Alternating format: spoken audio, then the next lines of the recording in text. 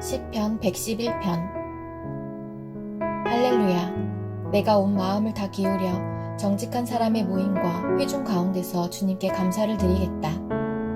주님께서 하시는 일들은 참으로 훌륭하시니 그 일을 보고 기뻐하는 사람들이 모두 깊이 연구하는구나.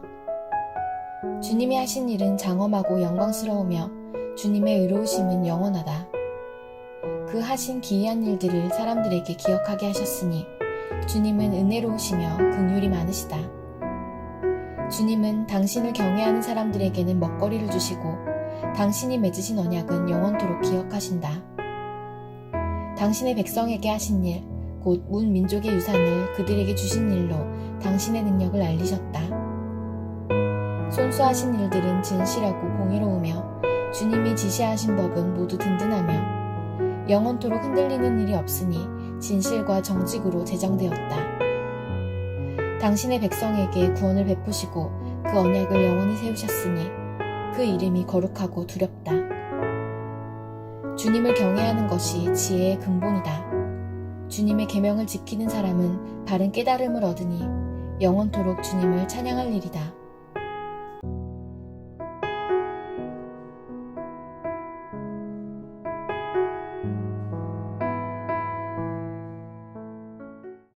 사무엘하 13장. 그 뒤에 이런 일이 있었다. 다윗의 아들 압살롬에게는 아직 결혼하지 않은 아름다운 누이가 있는데 이름은 다말이었다. 그런데 다윗의 다른 아들 암논이 그를 사랑하였다. 암논은 자기의 누이 다말을 사랑하였으나 처녀이므로 어찌할 수 없는 줄을 알고 병이 나고 말았다. 암논에게는 요나답이라고 하는 친구가 있었는데 그는 다윗의 형 시므아의 아들이다. 요나답은 아주 교활한 인물이었다. 마침 그가 암논에게 물었다. 왕자님, 나날이 이렇게 안색이 수척해지시는데 웬일이십니까? 나에게 그 까닭을 알려주지 않으시겠습니까? 암논이 그에게 말하였다. 나의 아우 압살롬의 누이 다말을 내가 사랑하고 있기 때문이요. 그러자 요나답이 그에게 제안하였다.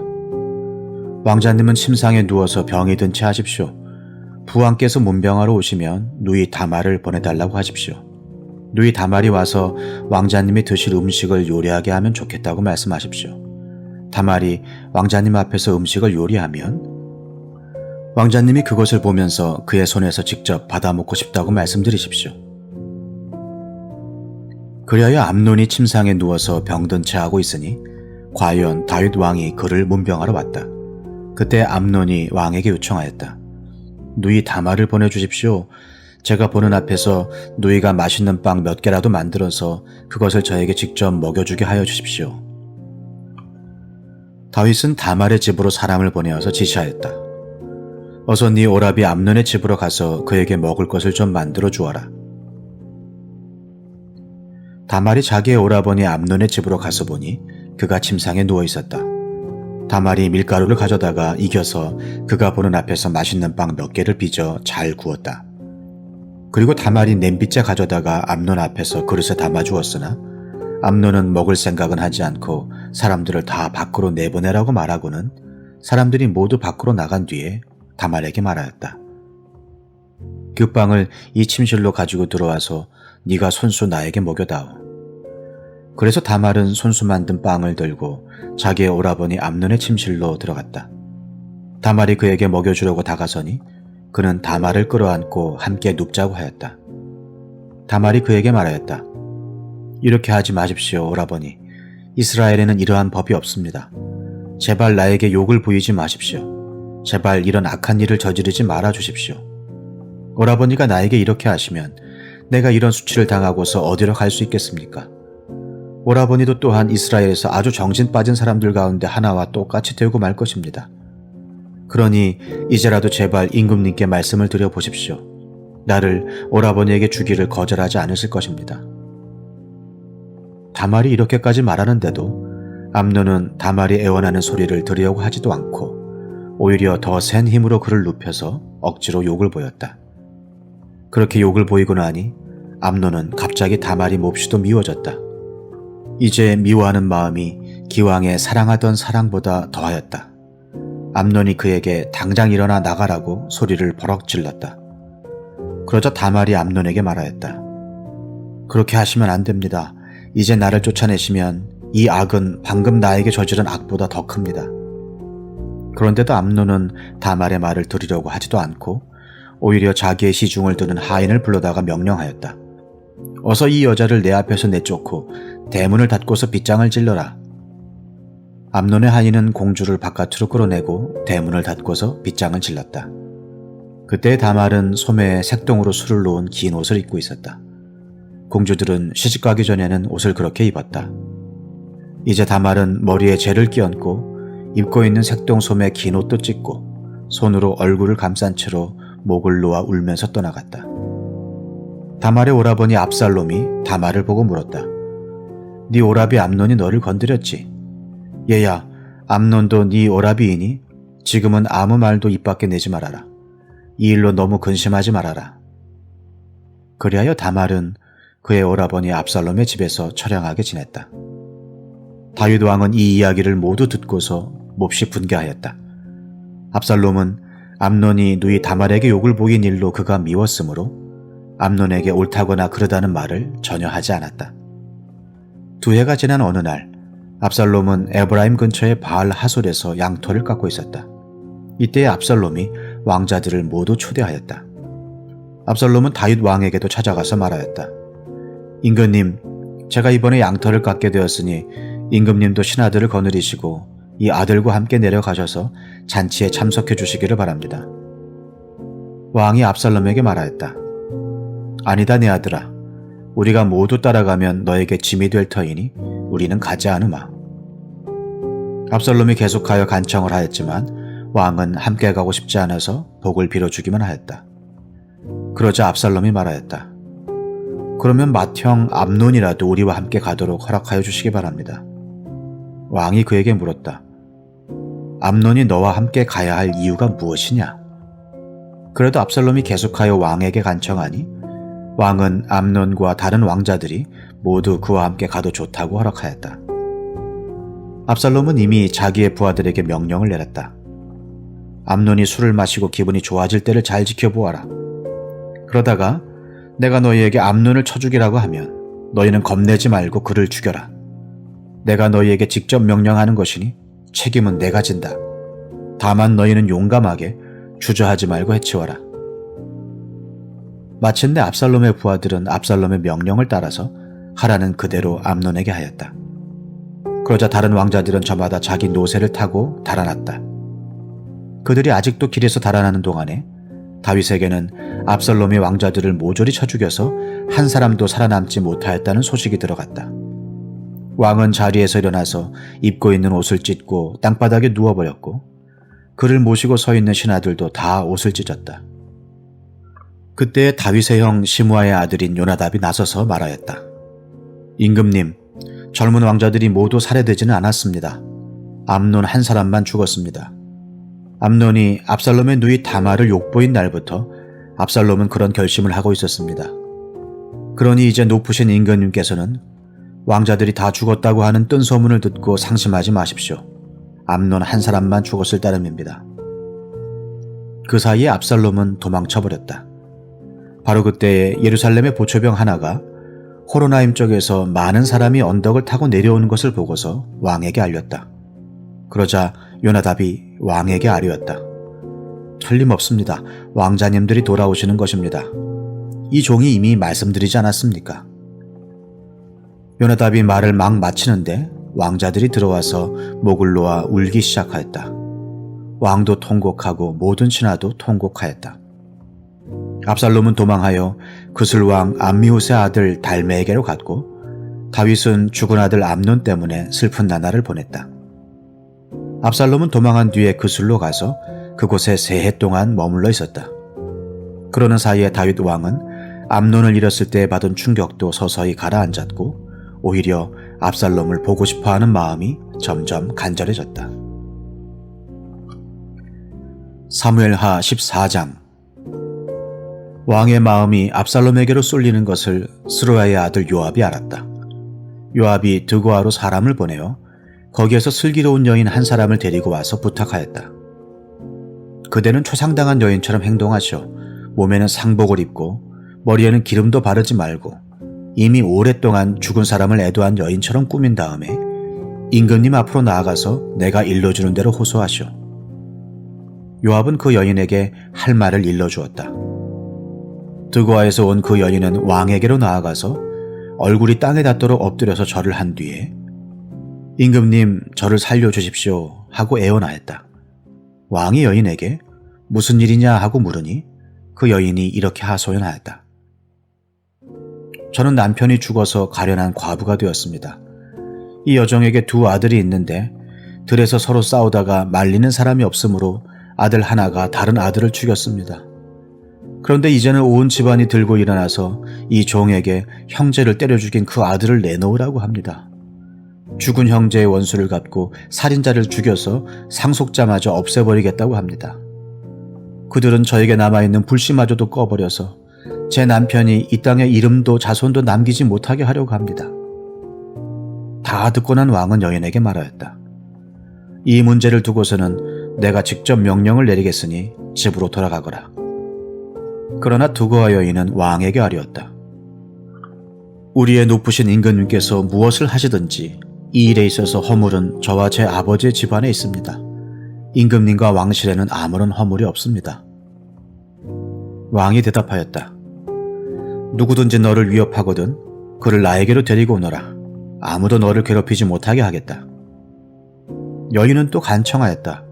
그러면 임금님께서 섬기시는 주 하나님께 간구하셔서 저의 죽은 아들의 원수를 갚으려고 하는 집안 사람들이 살아있는 저의 아들까지 죽이는 크나큰 범죄를 저지르지 못하게 막아주시기를 바랍니다. 왕이 대답하였다. 주님께서 확실히 살아계심을 두고 맹세하지만 내 아들의 머리카락 하나도 땅에 떨어지지 않게 하겠다. 그 여인이 또 간청하였다. 이 종이 높으신 임금님께 한 말씀만 더 드리도록 허락하여 주시기 바랍니다. 왕이 그렇게 하라고 하니 그 여인이 이렇게 말하였다. 어찌하여 임금님께서는 하나님의 백성에게 그처럼 그릇된 일을 하셨습니까? 임금님께서는 임금님의 친아들인 왕자님이 이 나라로 돌아오는 것을 허락하지 않으셨습니다. 이러한 처사는 지금까지 이 종에게 말씀하신 것과는 다릅니다. 임금님께서는 그렇게 말씀만 하시고 왕자님을 부르지 않으셨으니 이것은 잘못된 일이라고 생각합니다. 우리는 다 죽습니다. 땅에 쏟으면 다시 담을 수 없는 물과 같습니다. 그러나 하나님은 생명을 빼앗지 않으시고 방책을 베푸셔서 비록 내어 쫓긴 자라 하더라도 어떻게 해서든지 하나님께 버림받은 자가 되지 않게 하십니다.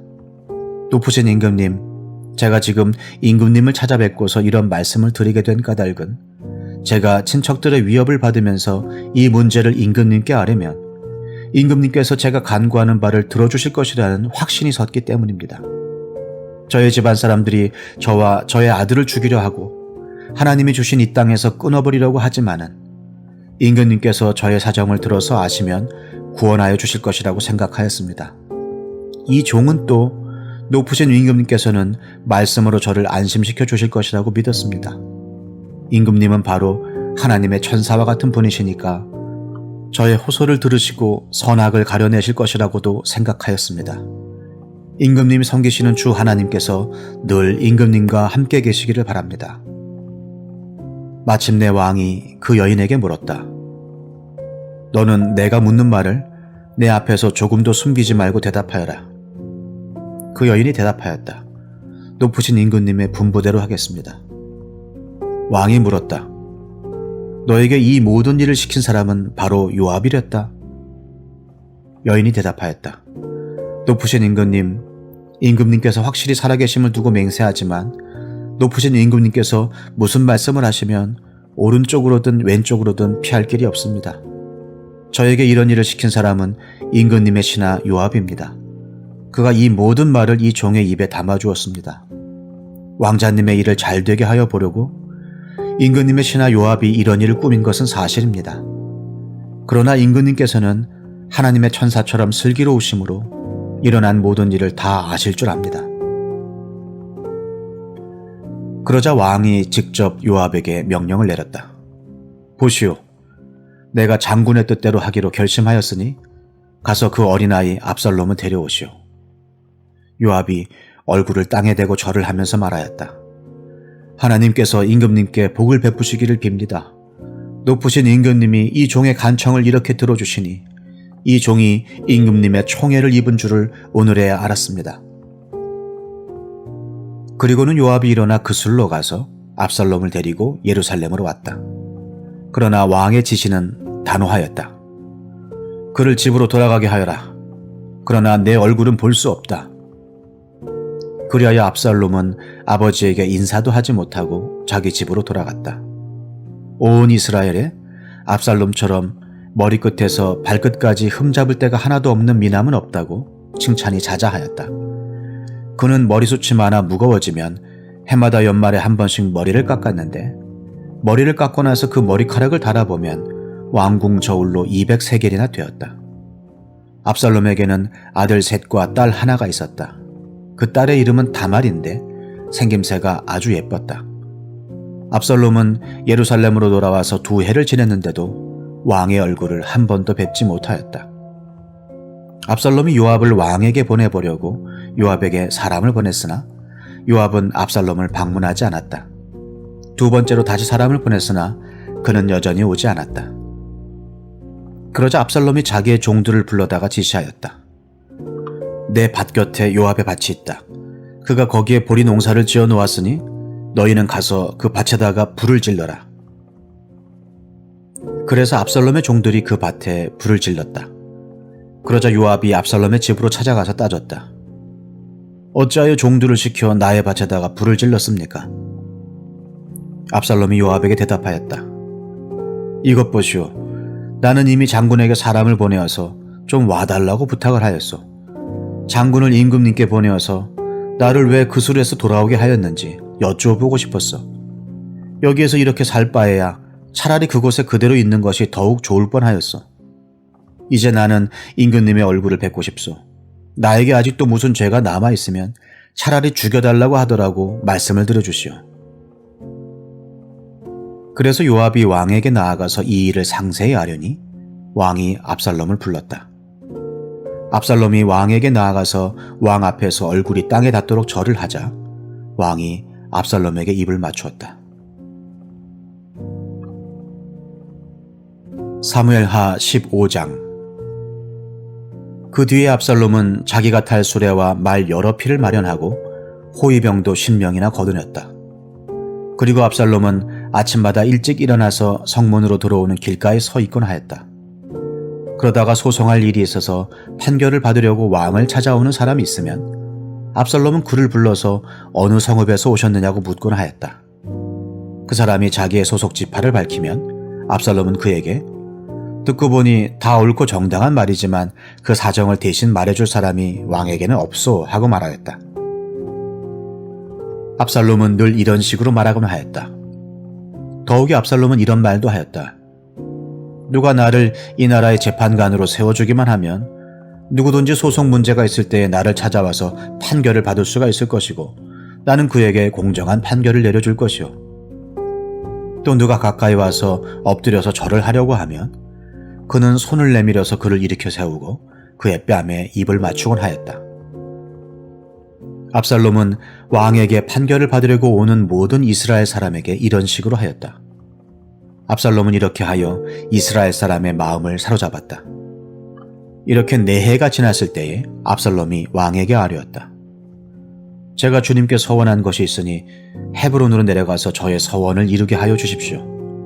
이 종이 시리아의 그술에 머물 때에 주님께서 저를 다시 예루살렘으로 돌려보내 주기만 하시면 제가 헤브론으로 가서 주님께 예배를 드리겠다고 서원을 하였습니다. 왕이 그에게 평안히 다녀오라고 허락하니 압살롬은 곧바로 헤브론으로 내려갔다.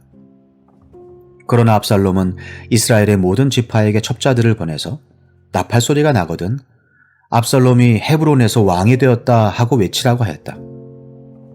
그때 200명이 압살롬과 함께 예루살렘에서 헤브론으로 내려갔다. 그들은 손님으로 초청받은 것일 뿐이며 압살롬의 음모를 전혀 알지 못한 채로 그저 따라가기만 한 사람들이다. 압살롬은 또 사람을 보내어서 다윗의 참모이던 길로 사람 아히도벨을 그의 성읍인 길로에서 올라오라고 초청하였다.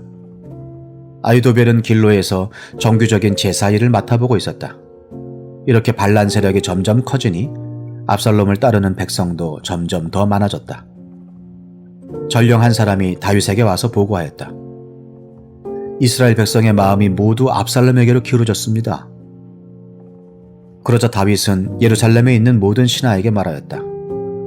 서둘러서 모두 여기에서 도망가자. 머뭇거리다가는 아무도 압살롬의 손에서 살아남지 못할 것이다. 어서 이곳을 떠나가자. 그가 곧 와서 우리를 따라잡으면 우리에게도 재앙을 입히고 이 도성도 칼로 칠 것이다. 왕의 신하들이 왕에게 대답하였다. 모든 일은 임금님께서 결정하신 대로 하시기 바랍니다. 이 종들은 그대로 따르겠습니다. 왕은 왕궁을 지킬 후궁 10명만 남겨놓고 온 가족을 거느리고 예루살렘을 떠났다. 왕이 먼저 나아가니 모든 백성이 그의 뒤를 따라 나섰다. 그들은 먼 궁에 이르자 모두 멈추어 섰다. 왕의 신하들이 모두 왕 곁에 서 있는 동안에 모든 그렛 사람과 모든 블렛 사람이 왕 앞으로 지나가고 가드에서부터 왕을 따라온 모든 가드 군인 600명도 왕 앞으로 지나갔다. 왕이 가드 사람 이때에게 말하였다. 어찌하여 장군은 우리와 함께 가려고 하오? 돌아가 있다가 새 왕을 모시고 지내도록 하시오. 장군은 외국인이기도 하고 장군의 본 고장을 두고 보더라도 쫓겨난 사람이니 그렇게 하시오. 장군이 온 것이 바로 엊그제와 같은데 오늘 내가 그대를 우리와 함께 떠나게 하여서야 되겠소? 더구나 나는 지금 정처 없이 떠나는 사람이 아니오. 어서 장군의 동족을 데리고 돌아가시오. 주님께서 은혜와 진실하심으로 장군과 함께 계셔 주시기를 바라오. 그러나 이때는 왕에게 대답하였다. 주님께서 확실히 살아계시고 임금님께서도 확실히 살아계심을 두고 맹세합니다만 그럴 수는 없습니다. 임금님께서 가시는 곳이면 살든지 죽든지 이 종도 따라가겠습니다. 그러자 다윗이 이때에게 말하였다. 그러면 먼저 건너가시오. 그리하여 가드 사람 이때도 자기의 부하들과 자기에게 딸린 아이들을 모두 거느리고 건너갔다. 이렇게 해서 다윗의 부하들이 모두 그의 앞을 지나갈 때에 온 땅이 울음바다가 되었다. 왕이 기드론 시내를 건너가니 그의 부하도 모두 그의 앞을 지나서 광야 쪽으로 행군하였다. 그런데 그곳에는 하나님의 언약궤를 메고 온 모든 레위 사람과 함께 사독도 와 있었다. 그들은 거기에다가 하나님의 궤를 내려놓았다. 아비아달도 따라 올라와서 다윗의 부하가 도성에서 나와서 왕의 앞을 모두 지나갈 때까지 거기에 있었다. 그런 뒤에 왕이 사독에게 말하였다. 하나님의 궤를 다시 도성 안으로 옮기시오. 내가 주님께 은혜를 입으면 주님께서 나를 다시 돌려보내 주셔서 이 궤와 이 궤가 있는 곳을 다시 보게 하실 것이오. 그러나 주님께서 나를 싫다고 하시면 오직 주님께서 바라시는 대로 나에게서 이루시기를 빌 수밖에 없소. 왕이 또 제사장 사독에게 말하였다. 사독 제사장님께서는 선견자가 아니십니까? 성 안으로 평안히 돌아가시기 바랍니다. 제사장께서는 아비아달 제사장과 함께 두 분의 아들 곧 제사장님의 아들 아히마아스와 아비아달 제사장의 아들 요나단을 데리고 가십시오. 두 분께서 나에게 소식을 보내올 때까지는 내가 광야의 나루터에서 머물고 있을 터이니 이 점을 명심하십시오. 그리하여 사독은 아비아달과 함께 하나님의 궤를 다시 예루살렘으로 옮겨다 놓고서 그곳에 머물러 있었다. 다윗은 올리브산 언덕으로 올라갔다. 그는 올라가면서 계속하여 울고 머리를 가리고 슬퍼하면서 맨발로 걸어서 갔다. 다윗과 함께 있는 백성들도 모두 머리를 가리고 울면서 언덕으로 올라갔다. 그때 누가 다윗에게 압살롬과 함께 반역한 사람들 가운데는 아히도벨도 끼어 있다는 말을 전하자 다윗이 기도하였다. 주님, 부디 아히도벨의 계획이 어리석은 것이 되게 하여 주십시오. 다윗이 사람들이 하나님을 경배하는 산 꼭대기에 다다르니 아렉 사람 후세가 슬픔을 못 이겨서 겉옷을 찢고 머리에 흙을 뒤집어 쓴 채로 나오면서 다윗을 맞았다. 다윗이 그에게 말하였다. 그대가 나와 함께 떠나면 그대는 나에게 짐만 될 것이오. 그러니 그대는 이제 성으로 돌아가서 압살롬을 만나거든 그를 임금님으로 받들고 이제부터는 새 임금의 종이 되겠다고 말하시오. 이제까지는 임금의 아버지를 섬기는 종이었으나 이제부터는 그의 아들 새 임금의 종이 되겠다고 말하시오. 그것이 나를 돕는 길이고 아히도벨의 계획을 실패로 돌아가게 하는 길이요. 그곳에 가면 두 제사장 사독과 아비아달이 그대와 합세할 것이요. 그러므로 그대가 왕궁에서 듣는 말은 무엇이든지 두 제사장 사독과 아비아달에게 전하시오. 그들은 지금 자기들의 아들 둘을 그곳에 데리고 있어. 사독에게는 아히마아스가 있고 아비아달에게는 요나단이 있으니 그들이 듣는 말은 무엇이든지 그들을 시켜서 나에게 전하여 주시오. 그리하여 다윗의 친구인 후세는 성으로 들어갔다. 같은 시간에 압살롬도 예루살렘에 도착하였다. 사무엘하 16장. 다윗이 산꼭대기에서 떠난 지 얼마 안 되어서 무비보셋의 하인 시바가 와서 그를 맞이하였다. 시바는 나귀 2마리의 안장을 얹고 그 위에다가는 빵 200개와 건포도 뭉치 100덩이와 여름과일 100개와 포도주 한 가죽 부대를 싣고 왔다. 왕이 시바에게 물었다. 네가 무엇 때문에 이것을 가지고 왔느냐? 시바가 대답하였다. 이 나귀들은 임금님의 가족들이 타고 빵과 여름 과일은 신하들이 먹고 포도주는 누구나 광야에서 기진할 때에 마시고 이렇게 하시라고 가져왔습니다. 왕이 또 물었다. 그런데 네가 섬기는 상전의 손자는 지금 어디에 있느냐? 시바가 왕에게 대답하였다. 그는 지금 예루살렘에 머물러 있습니다. 이제야 이스라엘 사람이 자기 할아버지의 나라를 자기에게 되돌려준다고 생각하고 있습니다. 왕이 시바에게 말하였다. 무비보셋의 재산을 네가 모두 가져라. 시바가 대답하였다. 임금님의 은혜에 감사드립니다. 언제나 임금님의 은총을 입는 몸이 되기를 바랍니다. 다윗 왕이 바후림 마을에 가까이 이르렀을 때에 갑자기 어떤 사람이 그 마을에서 나왔는데 그는 사울 집안의 친척인 게라의 아들로서 이름은 시므이였다. 그는 거기에서 나오면서 줄곧 저주를 퍼부었다. 다윗 왕의 모든 부하와 모든 용사가 좌우에 서서 왕을 호위하고 가는데도 그는 다윗과 그의 모든 신하에게 계속하여 돌을 던졌다. 시므이가 다윗을 저주하여 말하였다. 영영 가거라. 이 피비린내 나는 살인자야. 이 불안당 같은 자야. 네가 사울의 집안 사람을 다 죽이고 그의 나라를 차지하였으나 이제는 주님께서 그 핏값을 모두 너에게 갚으신다. 이제는 주님께서 이 나라를 너의 아들 압살롬의 손에 넘겨주셨다. 이런 형벌은 너와 같은 살인자가 마땅히 받아야 할 재앙이다. 그러자 스루야의 아들 아비새가 왕에게 아뢰었다. 죽은 개가 높으신 임금님을 저주하는데 어찌하여 그냥 보고만 계십니까? 제가 당장 건너가서 그의 머리를 잘라버리겠습니다. 왕은 대답하였다. 스루야의 아들아, 나의 일에 너희가 왜 나서느냐? 주님께서 그에게 다윗을 저주하라고 분부하셔서 그가 저주하는 것이라면 그가 나를 저주한다고 누가 그를 나무랄 수 있겠느냐? 그런 다음에 다윗이 아비새와 자기의 모든 신하에게 말하였다. 생각하여 보시오. 나의 몸에서 태어난 자식도 나의 목숨을 노리고 있는데 이러한 때에 하물며 저 베냐민 사람이야 더 말해 무엇하겠소? 주님께서 그에게 그렇게 하라고 시키신 것이니 그가 저주하게 내버려 두시오. 혹시 주님께서 나의 이 비참한 모습을 보시고 오늘 시므이가 한 저주 대신에 오히려 나에게 좋은 것으로 갚아주실지 누가 알겠소? 다윗과 그 부하들은 계속하여 길을 갔다. 그래도 시므이는 여전히 산비탈을 타고 다윗을 따라오면서 저주하며 그 곁에서 돌을 던지고 흙먼지를 뿌렸다. 왕과 그를 따르는 온 백성이 요단강에 이르렀을 때에 그들은 매우 지쳤으므로 거기에서 쉬면서 기후를 되찾았다. 압살롬은 그를 따르는 이스라엘 백성의 큰 무리를 거느리고 예루살렘으로 입성하였으며 아히도벨도 그와 함께 들어왔다. 그때 다윗의 친구인 아렉 사람 후세가 압살롬을 찾아와서 압살롬을 보고 임금님 만세, 임금님 만세 하고 외쳤다. 그러자 압살롬이 후세에게 물었다. 이것이 친구를 대하는 그대의 우정이요? 어찌하여 그대의 친구를 따라서 떠나지 않았소? 후세가 압살롬에게 대답하였다. 그렇지 않습니다. 오히려 저는 주님께서 뽑으시고 이 백성과 온 이스라엘 사람이 뽑아 세운 분의 편이 되어서 그분과 함께 지낼 작정입니다.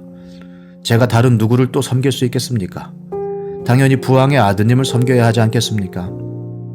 그러므로 제가 전에 부왕을 섬긴 것과 같이 이제는 임금님을 섬기겠습니다. 압살롬이 아히도벨에게 물었다. 이제 우리가 무슨 일부터 해야 될지 의견들을 내어보시오. 아히도벨이 압살롬에게 말하였다. 부왕이 왕궁을 지키라고 남겨둔 후궁들과 동침하십시오. 이렇게 임금님께서 부왕에게 미움받을 일을 하였다는 소문을 온 이스라엘이 들으면 임금님을 따르는 모든 사람이 더욱 힘을 낼 것입니다. 그리하여 사람들이 옥상 위에 압살롬이 들어갈 장막을 차려주니 온 이스라엘이 보는 앞에서 압살롬이 자기 아버지의 후궁들과 동침하였다. 사람들은 아히도벨이 베푼 모략은 무엇이든지 마치 하나님께 여쭈어서 받은 말씀과 똑같이 여겼다. 다윗도 그러하였지만 압살롬도 그러하였다. 사무엘하 17장. 아히도벨은 압살롬에게 또 이와 같이 말하였다. 부디 내가 12,000명을 뽑아서 출동하여 오늘 밤으로 당장 다윗을 뒤쫓도록 허락하여 주십시오.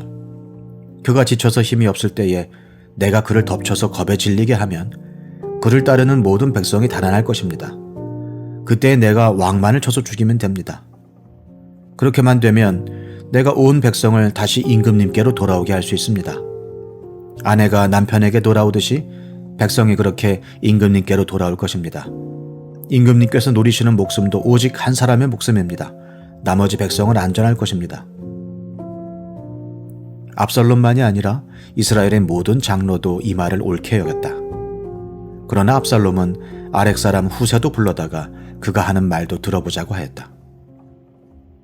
후세가 압살롬에게 오니 압살롬은 그에게 아히도벨이 한 말을 일러주고서 그 말대로 해야 할지 말아야 할지를 묻고 또 다른 의견이 있으면 말하라고 하였다.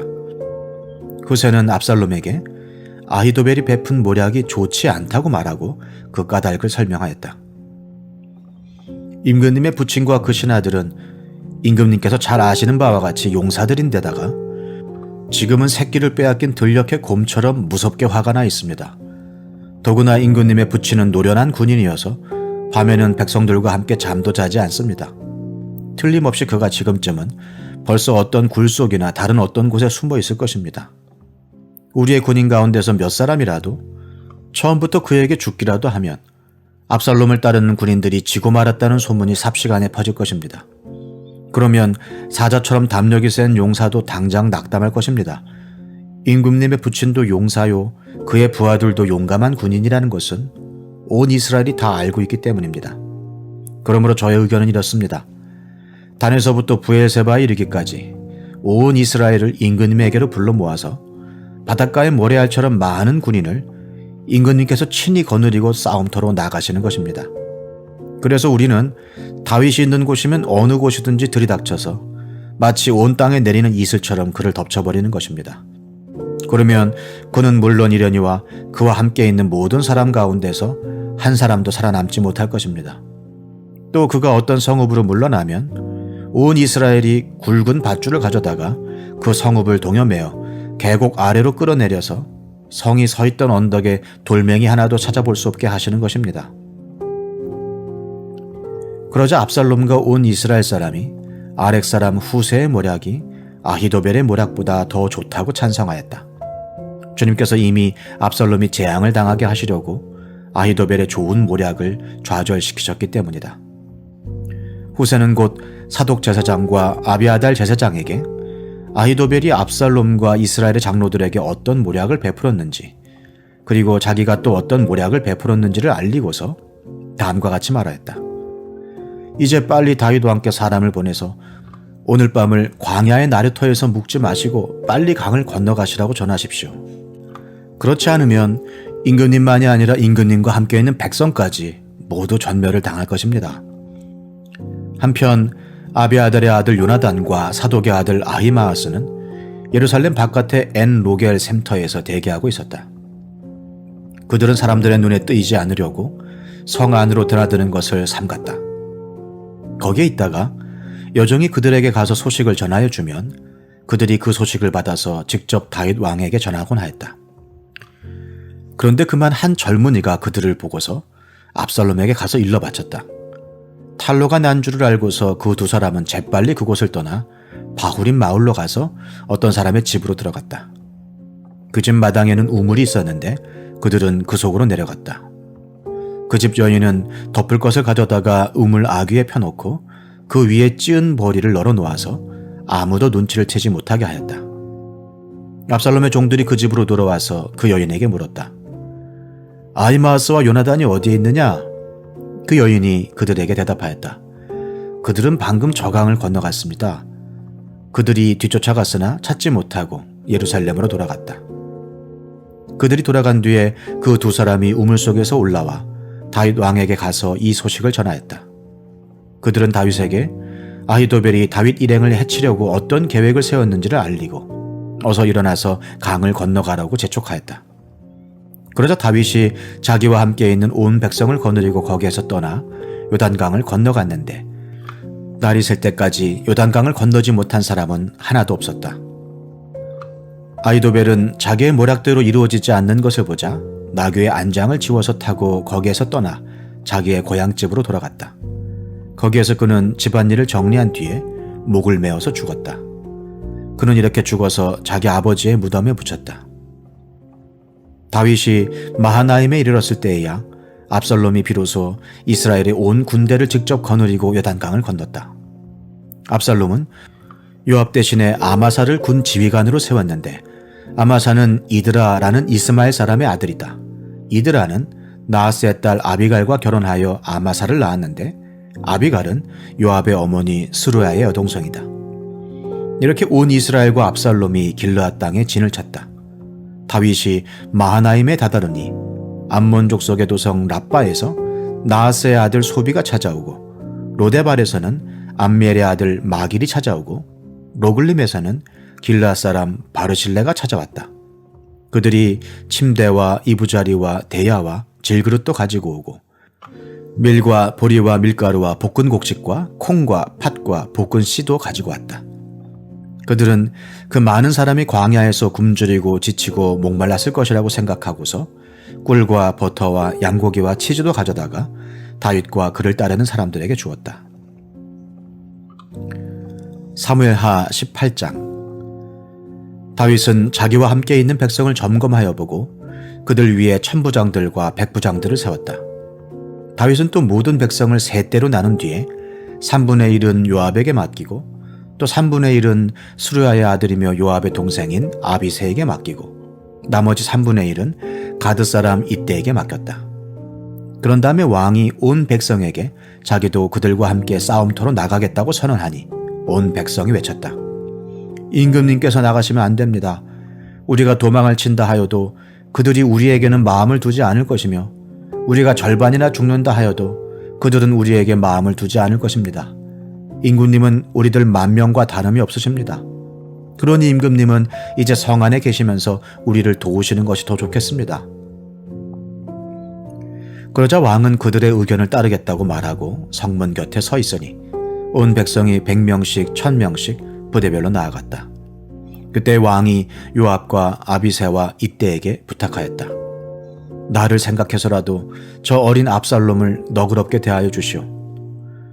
왕이 압살롬을 너그럽게 대하여 달라고 모든 지휘관에게 부탁하는 말을 온 백성이 다 들었다. 다윗의 군대가 이스라엘 사람과 싸우려고 들녘으로 나아가서 에브라임 숲속에서 싸움을 하였다. 거기에서 이스라엘 백성이 다윗의 부하들에게 패하였는데 그들은 그날 거기에서 크게 패하여서 20,000명이나 죽었다. 싸움이 온 땅 사방으로 번져나가자 그날 숲속에서 목숨을 잃은 군인이 칼에 찔려서 죽은 군인보다 더 많았다. 압살롬이 어쩌다가 다윗의 부하들과 마주쳤다.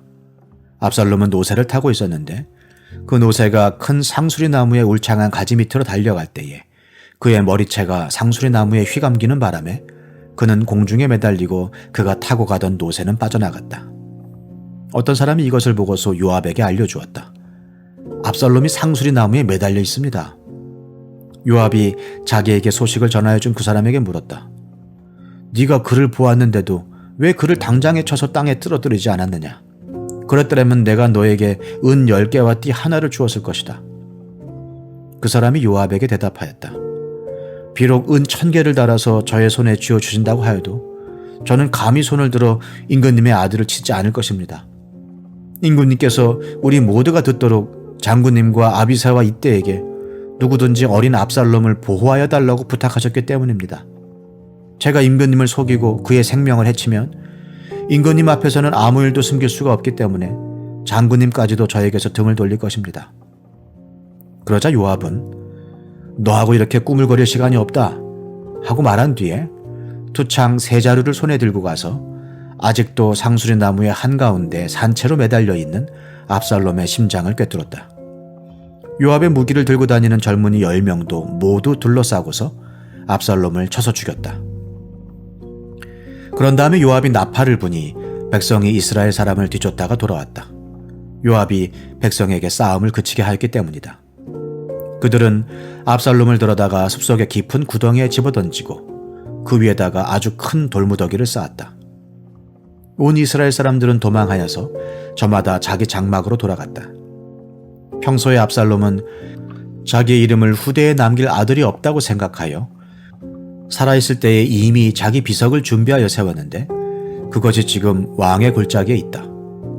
압살롬이 그 돌기둥을 자기의 이름을 따서 불렀기 때문에 사람들은 그것을 오늘날까지도 압살롬의 비석이라고 한다.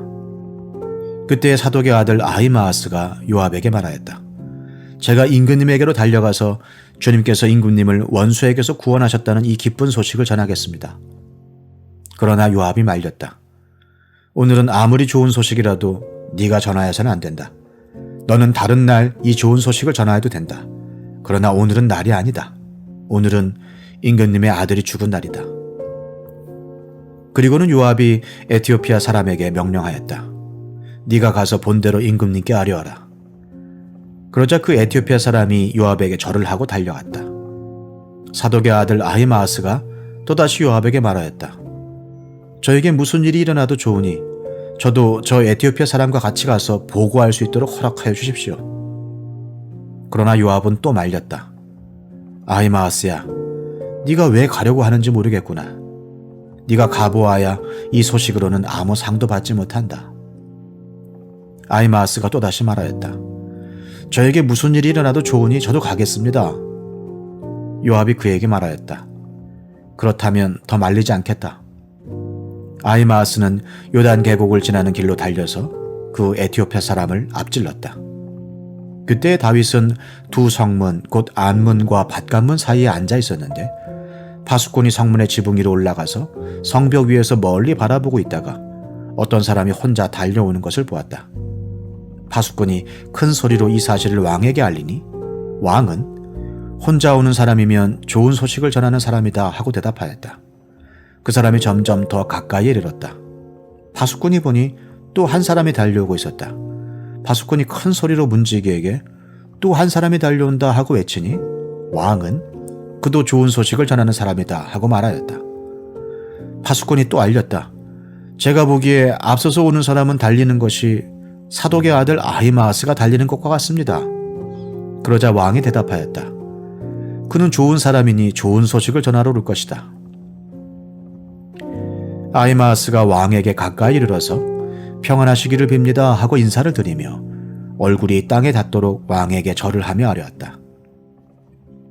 높으신 임금님께 반역한 자들을 없애버리시고 임금님께 승리를 안겨주신 임금님의 주 하나님을 찬양합니다. 왕이 그 어린 압살롬도 평안하더냐 하고 물으니 아히마아스는 임금님의 신하 요압이 이 종을 보낼 때에 큰 소동이 있었습니다마는 무슨 일인지는 모르겠습니다. 왕이 물러나서 곁에 서 있어라 하고 말하니 그는 곁으로 물러나서 서 있었다. 바로 그때 그 에티오피아 사람이 들어왔다. 에티오피아 사람이 왕에게 아뢰었다. 높으신 임금님께 기쁜 소식을 가져왔습니다. 주님께서 오늘 임금님께 반역한 자들을 없애버리시고 임금님께 승리를 안겨주셨습니다. 왕이 에티오피아 사람에게 물었다. 그 어린 압살롬이 평안하더냐? 에티오피아 사람이 대답하였다. 높으신 임금님의 원수들을 비롯하여 임금님께 반역한 자들이 모조리 그 젊은이와 같이 되기를 바랍니다.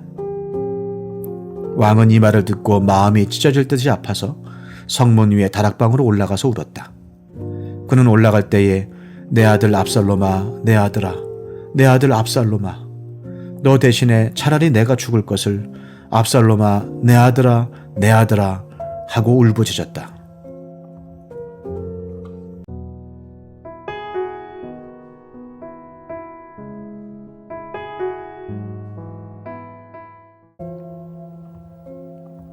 고린도후서 9장.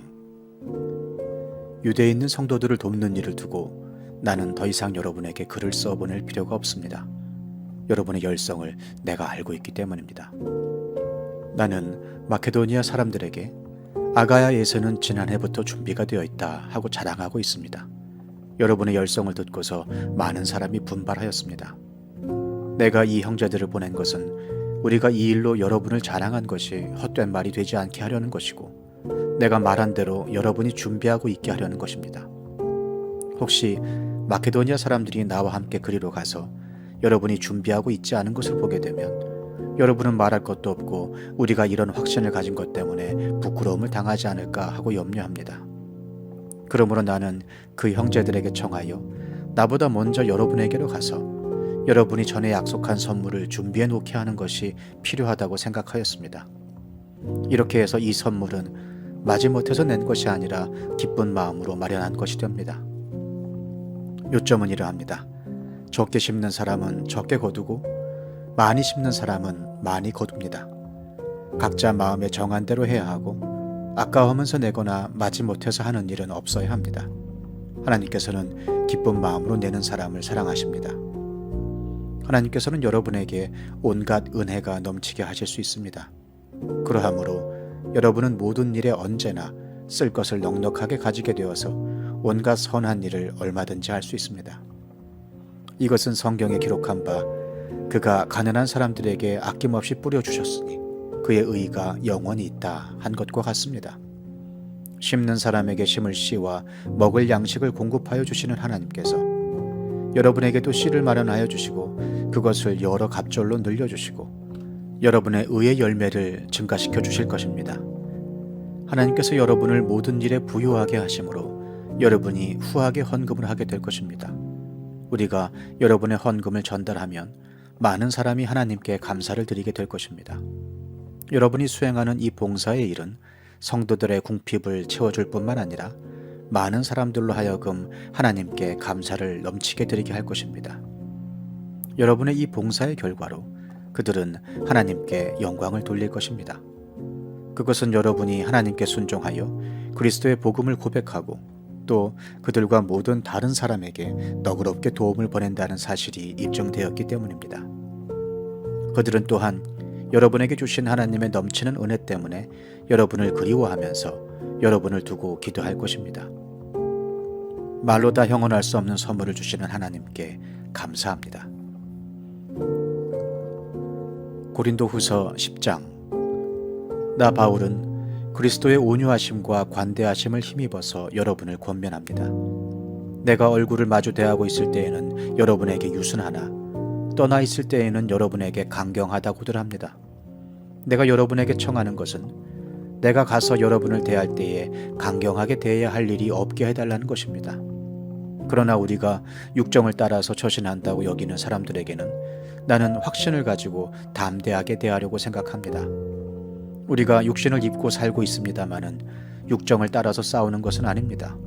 싸움에 쓰는 우리의 무기는 육체의 무기가 아니라 하나님 앞에서 견고한 요새라도 무너뜨리는 강력한 무기입니다. 우리는 궤변을 무찌르고 하나님을 아는 지식을 가로막는 모든 교만을 쳐부수고 모든 생각을 사로잡아서 그리스도께 복종시킵니다. 그리고 여러분이 온전히 순종하게 될 때에는 우리는 모든 복종하지 않는 자를 처벌할 준비가 되어 있을 것입니다. 여러분은 겉모양만 봅니다. 누구든지 자기가 그리스도께 속한 사람이라고 확신한다면 자기가 그리스도께 속한 사람인 것과 같이 우리도 그리스도께 속한 사람이라는 것을 다시 한번 스스로 명심해야 할 것입니다. 주님께서 우리에게 주신 권위를 내가 좀 지나치게 자랑했다고 하더라도 그 권위는 주님께서 여러분을 넘어뜨리라고 주신 것이 아니라 세우라고 주신 것이므로 나는 부끄러울 것이 없습니다. 나는 편지로 여러분에게 겁을 주려고 하는 것처럼 보이고 싶지는 않습니다. 바울의 편지는 무게가 있고 힘이 있지만 직접 대할 때에는 그는 약하고 말주변도 변변치 못하다 하고 말하는 사람들이 있습니다. 이런 사람들은 우리가 떠나 있을 때의 편지로 쓰는 말과 함께 있을 때에 행하는 일 사이에는 아무런 차이가 없다는 것을 알아야 합니다. 우리는 자기를 내세우는 사람들과 같은 부류가 되려고 하거나 그들과 견주어 보려고 하지 않습니다. 그러나 그들은 자기를 척도로 하여 자기를 재고 자기를 기준으로 하여 자기를 견주어 보고 있으니 어리석기 짝이 없습니다. 우리는 마땅한 정도 이상으로 자랑을 하려고 하지 않습니다. 우리가 여러분에게까지 다다른 것도 하나님께서 우리에게 정하여 주신 한계 안에서 된 일입니다. 그러므로 우리는 여러분에게로 가지 못할 사람이 아닙니다. 우리가 여러분에게까지 가서 그리스도의 복음을 전한 것은 한계를 벗어나서 행동한 것이 아닙니다. 우리는 주제넘게 다른 사람들이 수고한 일을 가지고 자랑하려는 것이 아닙니다. 다만 바라는 것은 여러분의 믿음이 자람에 따라 우리의 활동 범위가 여러분 가운데서 더 넓게 확장되는 것입니다. 우리는 여러분의 지역을 넘어서 복음을 전하려는 것이요, 남들이 자기네 지역에서 이미 이루어 놓은 일을 가지고 자랑하려는 것이 아닙니다. 자랑하려는 사람은 주님 안에서 자랑해야 합니다. 참으로 인정을 받는 사람은 스스로 자기를 내세우는 사람이 아니라 주님께서 내세워 주시는 사람입니다. 고린도후서 11장. 여러분은 내가 좀 어리석은 말을 하더라도 용납해 주시기 바랍니다. 꼭 나를 용납해 주십시오. 나는 하나님께서 보여주신 열렬한 관심으로 여러분을 두고 몹시 마음을 씁니다. 나는 여러분을 순결한 처녀로 그리스도께 드리려고 여러분을 한 분 남편 되실 그리스도와 약혼시켰습니다. 그러나 내가 두려워하는 것은 뱀이 그 간사한 꾀로 하와를 속인 것과 같이 여러분의 생각이 부패해서 여러분이 그리스도께 대한 진실함과 순결함을 저버리게 되지는 않을까 하는 것입니다.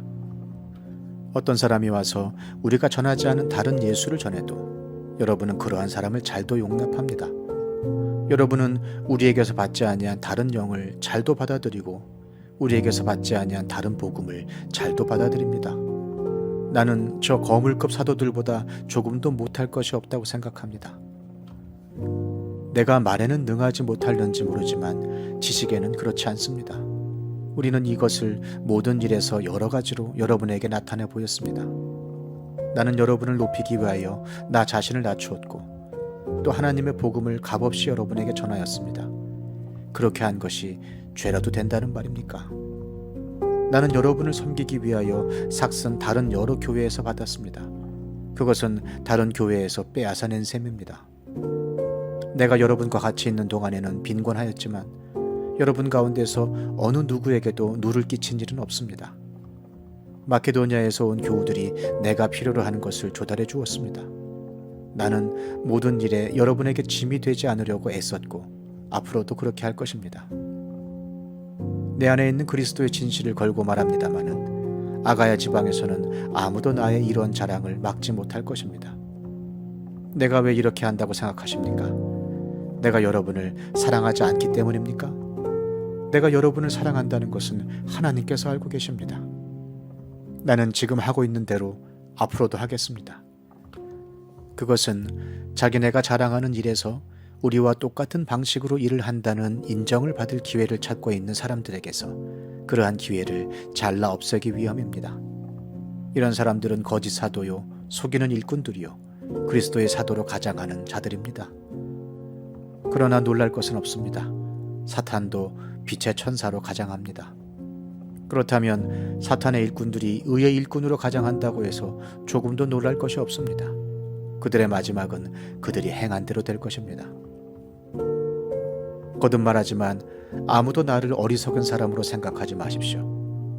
그러나 여러분이 나를 어리석은 사람으로 생각하려거든 어리석은 사람으로 받아주어서 나도 좀 자랑하게 놓아주십시오. 지금 내가 하는 말은 주님의 지시를 따라 하는 말이 아니라 어리석음에 빠져서 자랑하기를 이렇게 장담하는 사람처럼 어리석게 하는 말입니다. 많은 사람이 육신의 일을 가지고 자랑하니 나도 자랑해 보겠습니다. 여러분은 어지간히도 슬기로운 사람들이라서 어리석은 사람들을 잘도 참아줍니다. 누가 여러분을 종으로 부려도, 누가 여러분을 잡아먹어도, 누가 여러분을 골려도, 누가 여러분을 얕보아도, 누가 여러분의 뺨을 때려도 여러분은 가만히 있습니다. 부끄럽지만 터놓고 말씀드립니다. 우리는 너무나 약해서 그렇게는 하지 못하였습니다. 그러나 누가 감히 자랑을 하려고 하면 나도 감히 자랑해 보겠습니다. 내가 어리석은 말을 해보겠다는 말입니다. 그들이 히브리 사람입니까? 나도 그렇습니다. 그들이 이스라엘 사람입니까? 나도 그렇습니다. 그들이 아브라함의 후손입니까? 나도 그렇습니다. 그들이 그리스도의 일꾼입니까? 내가 정신 나간 사람같이 말합니다마는 나는 더욱 그렇습니다. 나는 수고도 더 많이 하고 감옥살이도 더 많이 하고 매도 더 많이 맞고 여러 번 죽을 뻔하였습니다. 유대 사람들에게서 마흔에서 하나를 뺀 매를 맞은 것이 5번이요, 채찍으로 맞은 것이 3번이요, 돌로 맞은 것이 1번이요, 파선을 당한 것이 3번이요, 밤낮 꼬박 하루를 망망한 바다를 떠다녔습니다. 자주 여행하는 동안에는 강물의 위험과 강도의 위험과 동족의 위험과 이방 사람의 위험과 도시의 위험과 광야의 위험과 바다의 위험과 거짓 형제의 위험을 당하였습니다. 수고와 고역에 시달리고 여러 번 밤을 지새우고 줄이고 목마르고 여러 번 굶고 추위에 떨고 헐벗었습니다. 그 밖의 것은 제쳐놓고서라도 모든 교회를 염려하는 염려가 날마다 내 마음을 누르고 있습니다. 누가 약해지면 나도 약해지지 않겠습니까? 누가 넘어지면 나도 애타지 않겠습니까? 꼭 자랑을 해야 한다고 하면 나는 내 약점들을 자랑하겠습니다. 영원히 찬양을 받으실 주 예수의 아버지 하나님께서 내 말이 거짓말이 아님을 아십니다. 다마스쿠스에서는 아레다 왕의 총리가 나를 잡으려고 다마스쿠스 성을 지키고 있었으나 교우들이 나를 광주리에 담아 성벽의 창문으로 내려주어서 나는 그 손에서 벗어났습니다.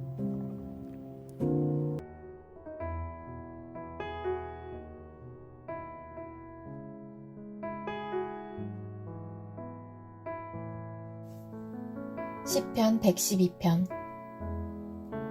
할렐루야.